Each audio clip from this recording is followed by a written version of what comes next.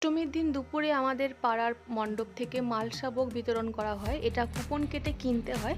তো সেটাই নিয়ে আসা হয়েছিল। এটাই আমি লাঞ্চ করেছিলাম। এতে খিচুড়ি, তার সাথে ৫ রকম ভাজা, লাবড়া, চাটনি, পায়েস সব রকম দেয়।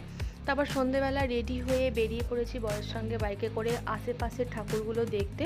তো বেশ কয়েকটাই ভালো ভালো প্যান্ডেল হয়েছিল আমাদের এলাকার মধ্যেই। সে কটাই আমি কভার করে নিচ্ছিলাম। তারপর শেষে আমাদের মণ্ডপে গিয়ে তো অবশ্যই বসবো। তো তার আগে আশেপাশে ঠাকুরগুলো সব দেখছিলাম। এটা করেছিল অষ্টধাতুর একটা প্যান্ডেল। তারপর চলে গেছিলাম এখানে স্টেশনের কাছে। এটাও একটা বাংলার সব রকম ভাষা সাহিত্য নিয়ে একটা করেছিল। তো এটাও খুব সুন্দর হয়েছিল। তারপর আমাদের পাড়ায় চলে এসেছিলাম, যেখানে আমাদের হোমমেড বিভিন্ন রকম সাটে বিক্রি হচ্ছিল। তো আমি একটা চিকেন সাটে নিয়েছি, যেটা খুবই টেস্টি ছিল। তারপর চলে গেছিলাম একটা সিনারি ঠাকুর দেখতে। তারপর বাড়ি এসে আমাদের অষ্টমীর স্পেশাল ডিনার, যেটা ছিল লুচি, আলুর দম, সিমুই, কুমড়োর তরকারি।